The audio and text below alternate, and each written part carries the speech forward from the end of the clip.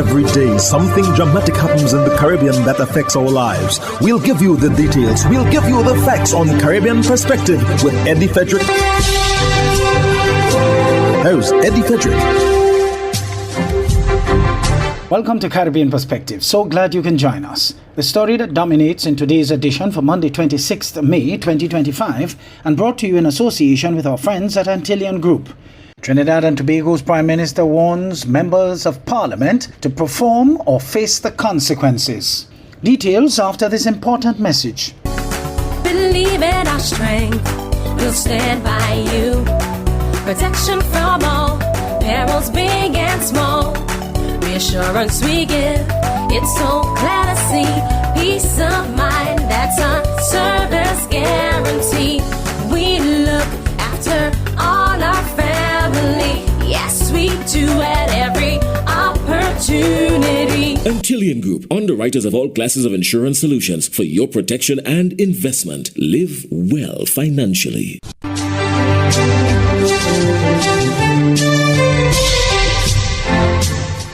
Welcome back. Prime Minister Kamla Persad-Bissessar, SC, has reiterated her warning to her members of Parliament to perform in the best interest of Trinidad and Tobago and serve every citizen. In her inaugural speech on the 13th Republican Parliament, Prime Minister Persad-Bissessar congratulated the people of Trinidad and Tobago for the part played in the orderly and peaceful transfer of government following the April 28th general election. She noted a remarkable fact about the composition of the Parliament. Time in 25 years, Mr. Speaker, quarter of a century, that there are 3 political parties in this House. So we welcome the 3rd political party, the members of Tobago, and of course government and opposition. First Parliament in 25 years. This plural composition is indeed a true reflection of a diverse republic. Bissessar repeated a promise made on the campaign trail to govern for all of the people of Trinidad and Tobago and issued a stern warning to MPs. If they do not perform in the best interest of the people, decisive action will be taken. And let me look at the mandate of our MPs. If you sit in this chamber, all of you, thinking you are here on your own frolic, believing that power belongs to you, instead of the people who put you here, then be prepared for a very short stay in this chamber.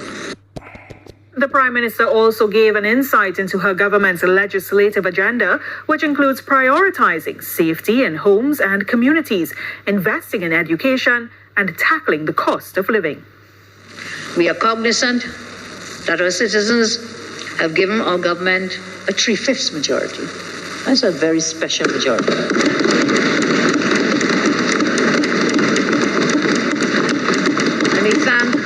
We thank the people of TNT for giving us that majority, because as for the lawyers, we will need that majority from time to time. But I give the assurance today, we will not abuse that power that you have given us. And so as I close, I say people voted not just for a change of government, they voted for long-term structural change in systems. And therefore, we will deliver that. Trinidad and Tobago's President Christine Kangaloo has urged the parliamentarians to embrace unity, compassion, and bold legislative reform. Mahalia Joseph Wharton of TTT News reports. The 13th Republican Parliament of Trinidad and Tobago was officially opened with a ceremonial sitting of both houses. President Christine Kangaloo, in addressing members of both houses of Parliament, reflected on the significance of the moment and outlined key expectations for the new legislative term. The President called on the Parliament to ensure that road safety remains a legislative priority, referencing the devastating loss of her own siblings in road traffic accidents, as she made a call for Parliament to reconsider the removal of the demerits points system. Demerits point systems in general have the goal of safeguarding road users. Road accidents cause death and disabilities.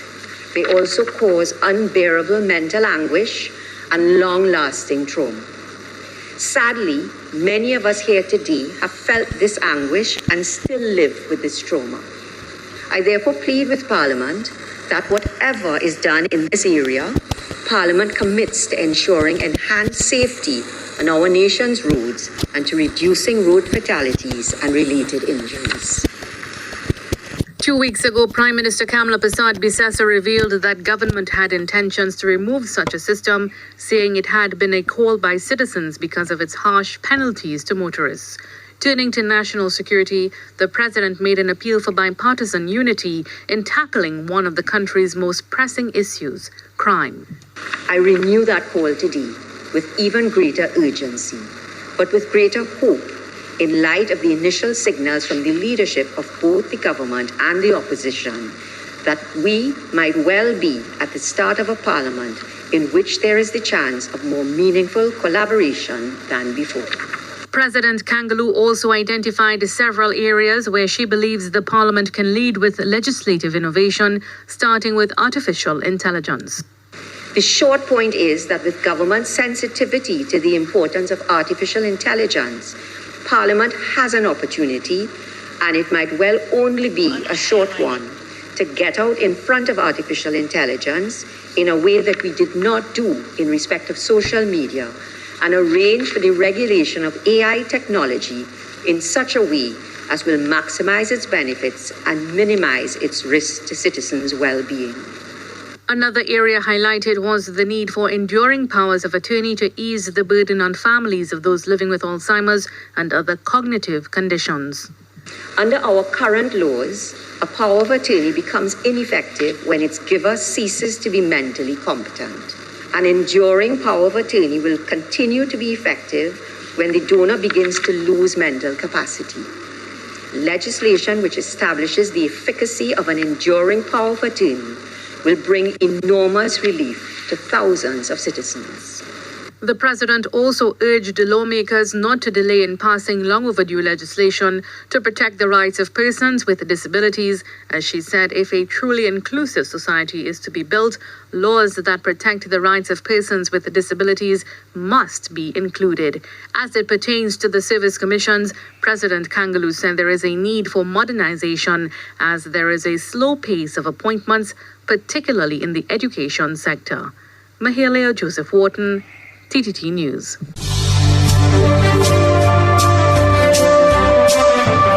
You're listening to Caribbean Perspective with Eddie Frederick, in association with our friends at Antillean Group, underwriters of all classes of insurance solutions for your protection and investment. Live well financially. Chad Blackman is officially a Member of Parliament and has been reappointed Minister of Education and Transformation in Barbados. On Friday, he took the oath of office before the President of Barbados, Her Excellency the Most Honourable Dame Sandra Mason, when he was officially sworn in at State House.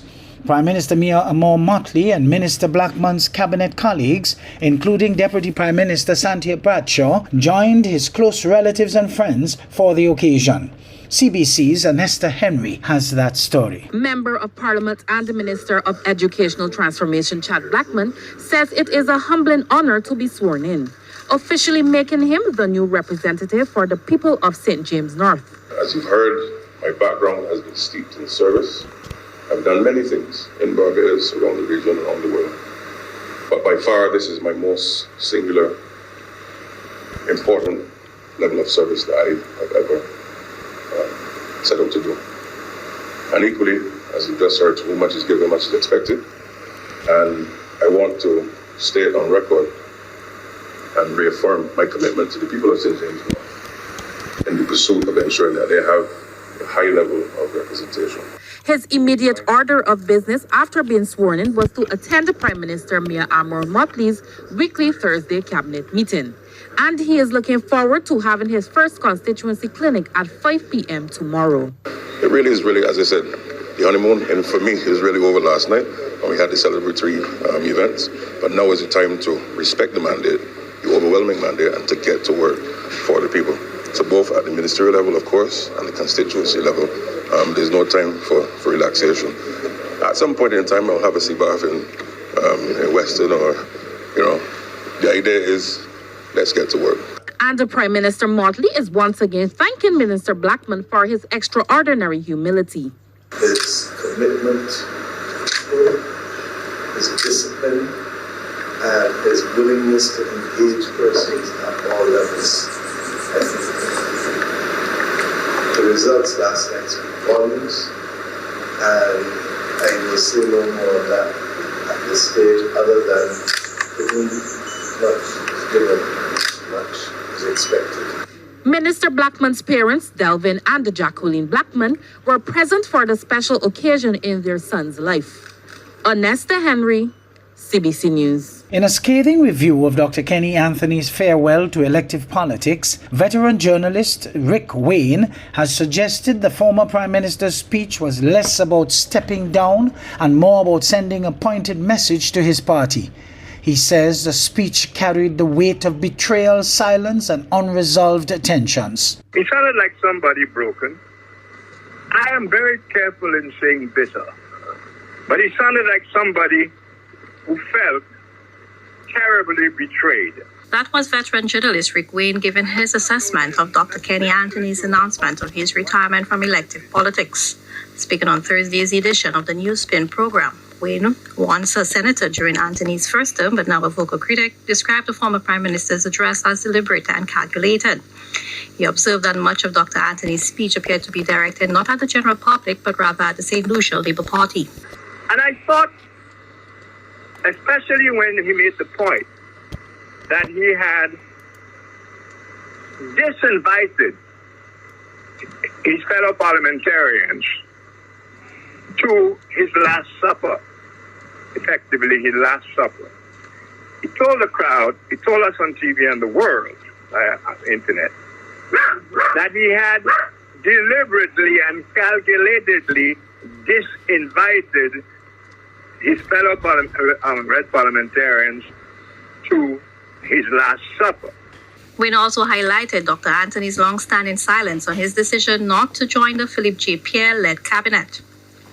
While the move has been the subject of much speculation among political commentators, Dr. Anthony had never publicly addressed the matter until Wednesday evening. He didn't take a seat in the cabinet because he didn't want to cast a shadow over Philip Pierre. You have to wonder, did he say that to Philip Pierre as his reason for not being ready to join the cabinet? Did he say that to him? You have to wonder about that.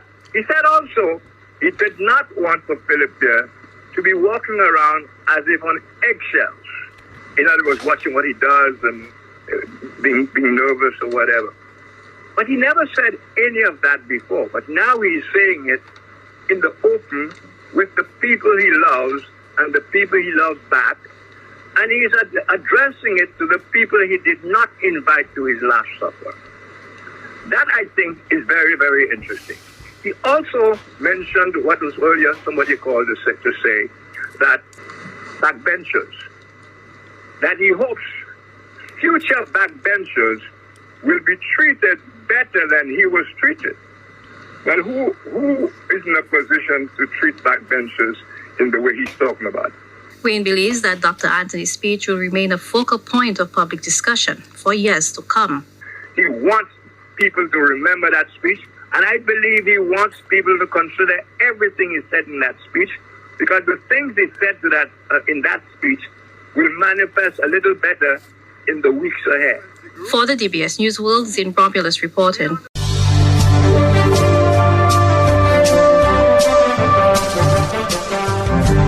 I am Eddie Frederick. This has been Caribbean Perspective, a whole new approach to highlighting developments in the Caribbean. In the meantime, please follow us on Facebook and subscribe to our YouTube channel for daily regional news and more, in association with our friends at Antillian Group.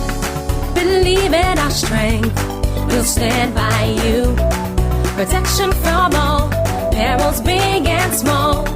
Reassurance we give, it's so clear to see. Peace of mind, that's a service guarantee.